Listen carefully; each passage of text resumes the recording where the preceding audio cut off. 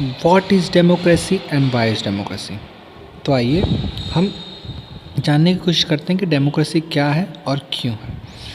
तो आज तक हमने बहुत से फॉर्म ऑफ गवर्नमेंट देखे हैं। इस फॉर्म ऑफ गवर्नमेंट को हमने दो पार्ट में डिवाइड किया है। ओके, पहला क्या है, डेमोक्रेटिक गवर्नमेंट और नॉन डेमोक्रेटिक गवर्नमेंट, जो यहाँ दिया हुआ है। ओके, तो आइए ये जो कन्वर्सेशन दी गई है इस पैराग्राफ में, यहाँ से लेकर के यहाँ तक जो कन्वर्सेशन दी गई है, इसमें बच्चे डिस्कस कर रहे हैं कि डेमोक्रेसी हो क्या सकती है। तो इसे आप रीड कर सकते हैं। ओके,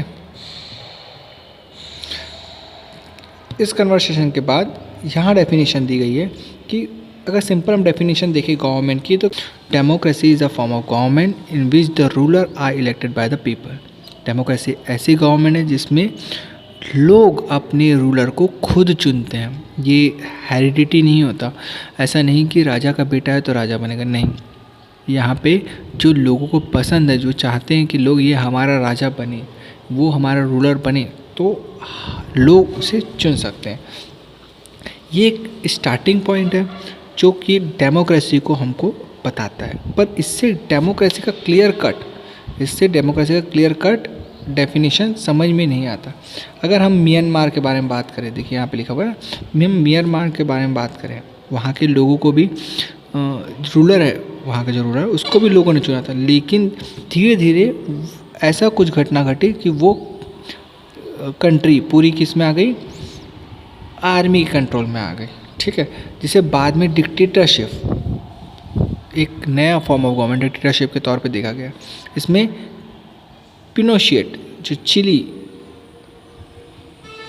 पिनोशेट चिली में भी ऐसे ही लोगों के द्वारा चुने गए गवर्नमेंट डिक्टेटरशिप में कन्वर्ट हो गई। ठीक है, ये एक तरह का मोनार्की रूल ही होता है। ठीक है, जैसे कि सऊदी अरब की बात करें, हम लोग सऊदी अरब किंग की बात करें, तो वहाँ पे भी राजा का रूल चलता है। क्लियर है?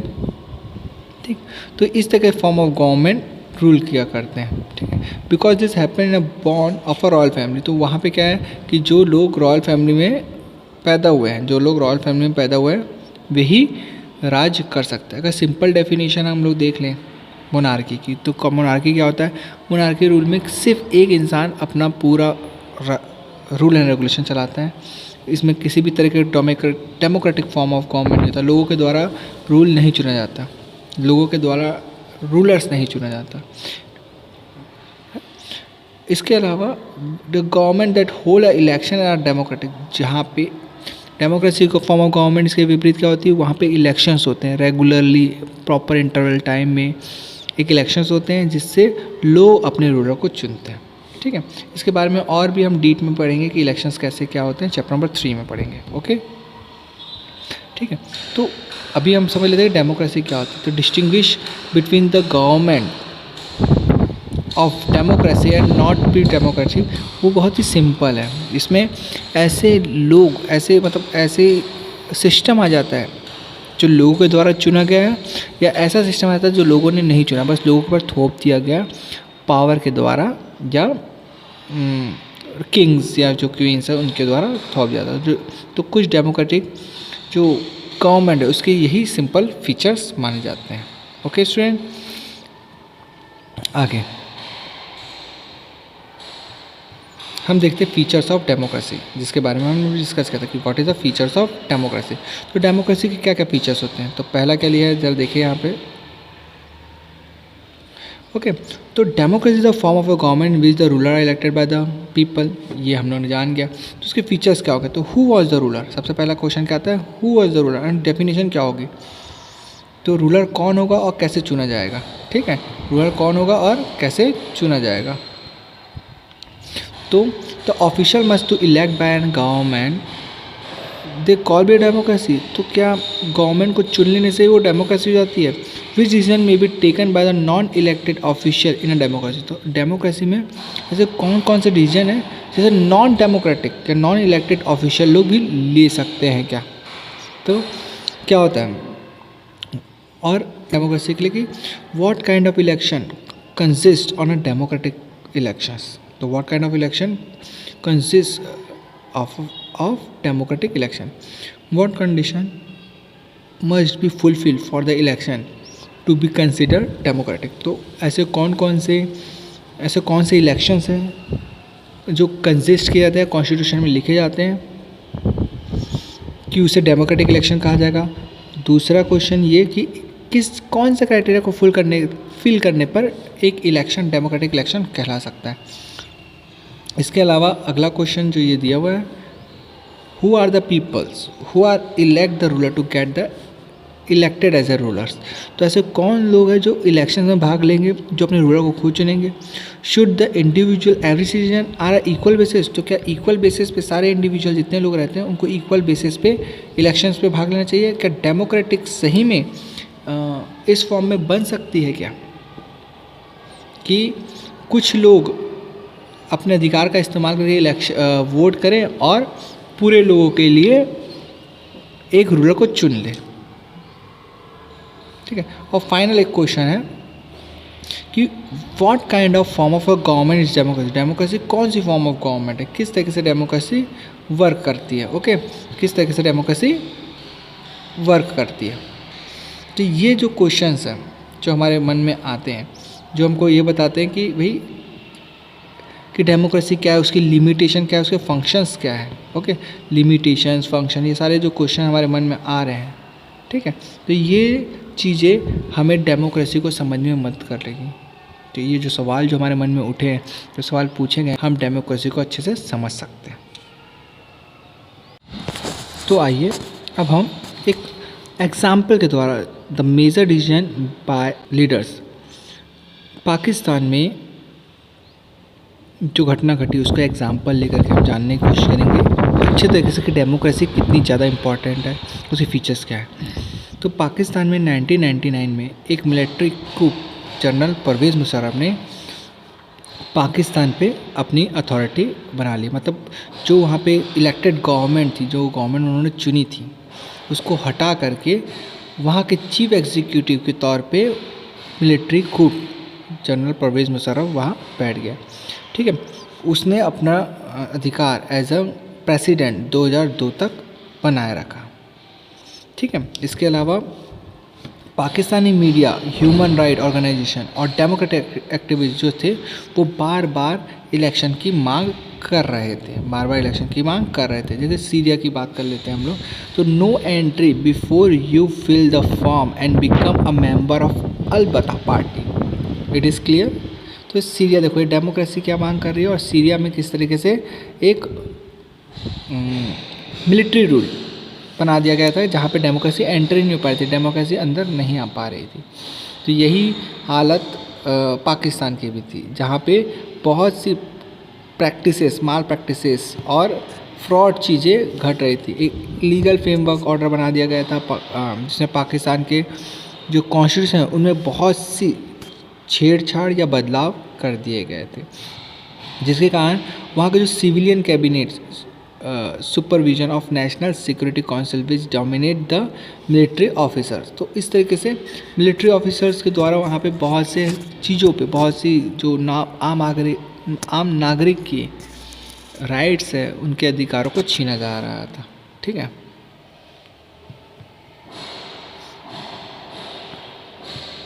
इसके बाद क्या हुआ?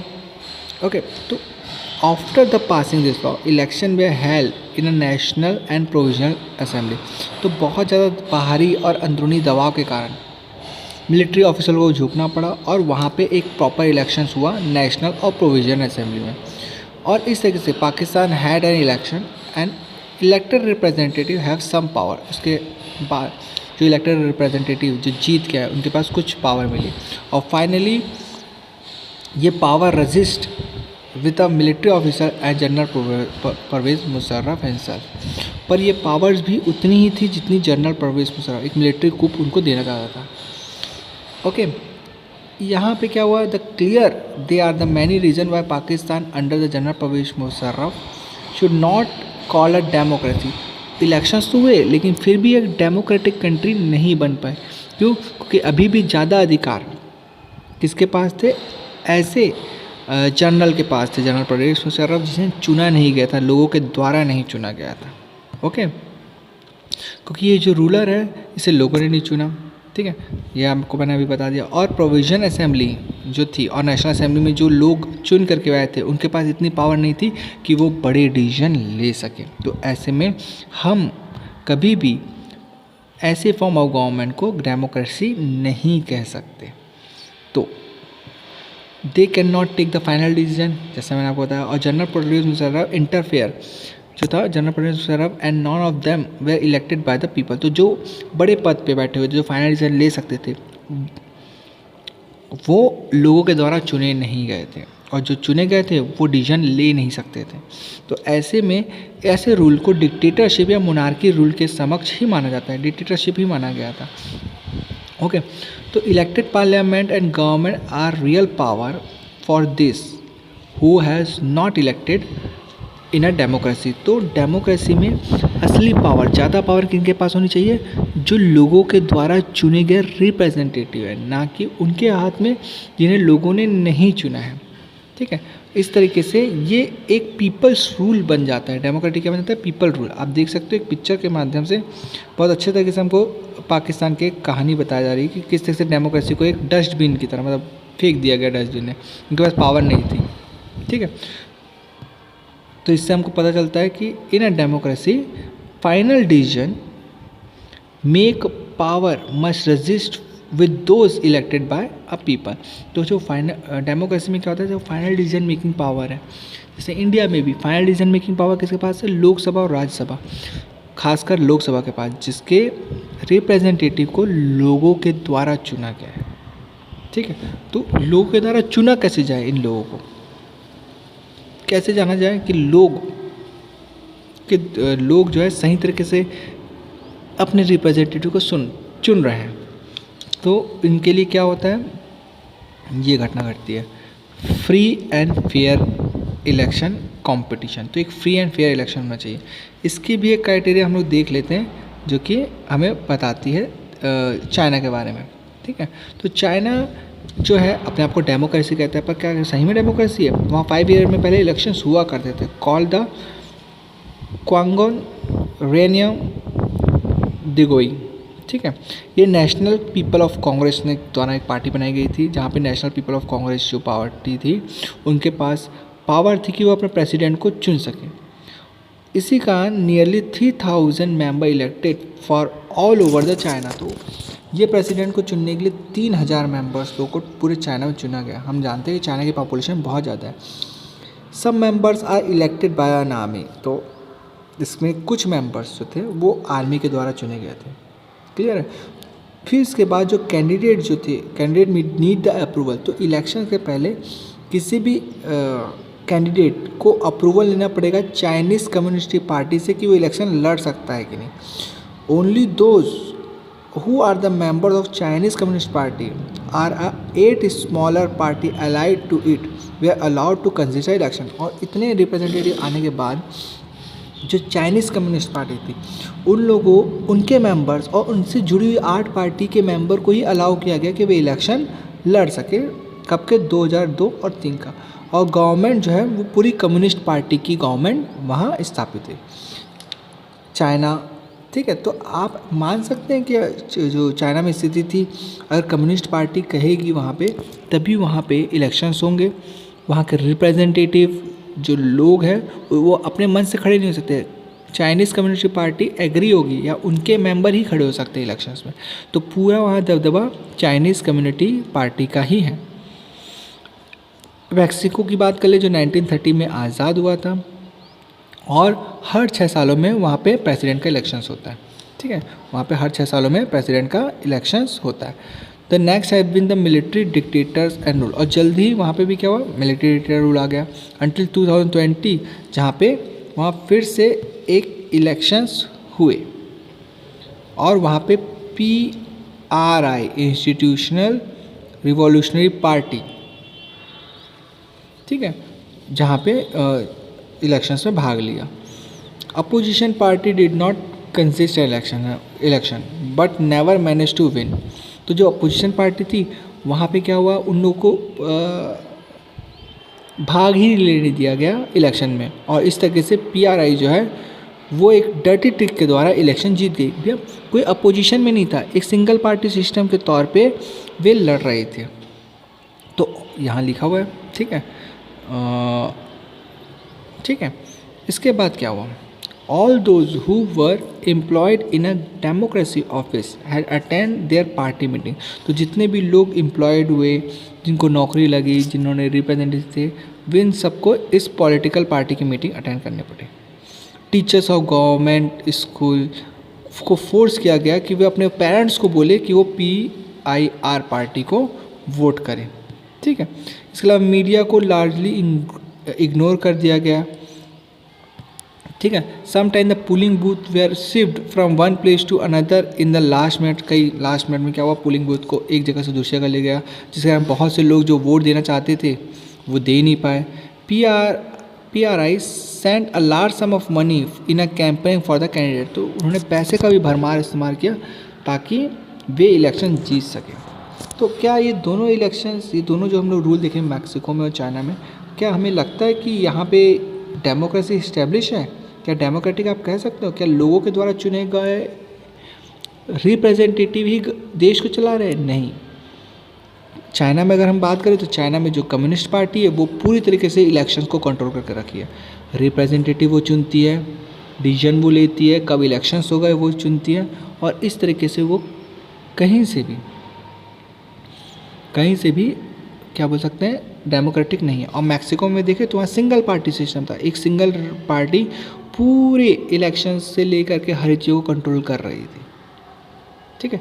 ऊपर की बात चाइना की बात करें तो वहाँ पे भी सेम सिंगल पार्टी रूल ही था। अगर सेकेंड फीचर्स की हम लोग बात कर लेते हैं, added second feature of democracy, holding election of any kind is not sufficient. The election must offer a real choice between a political alternative. तो लोगों के पास क्या होना चाहिए, देखो ये सेकंड जो हम लोग को फीचर्स डेमोक्रेसी का दिखता है वो है कि लोगों के पास चुनने के लिए बहुत सी ऑप्शंस होने चाहिए, तब तो डेमोक्रेसी होगी। अगर लोगों के पास चुनने का ऑप्शन ही नहीं है, सब जगह कम्युनिस्ट पार्टी वाले खड़े हैं, या फिर जो PRI वाले मैक्सिको में सब लोग वही खड़े थे, उन्हीं लोग इलेक्शन कर रहे थे, तो ऐसे में लोगों के पास चुनने के लिए कोई और ऑप्शन नहीं था, और इस तरीके से ये एक डेमोक्रेसी नहीं कहलाती।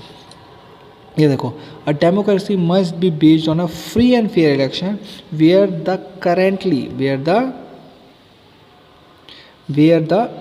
where those currently in a power have a fair chance to losing।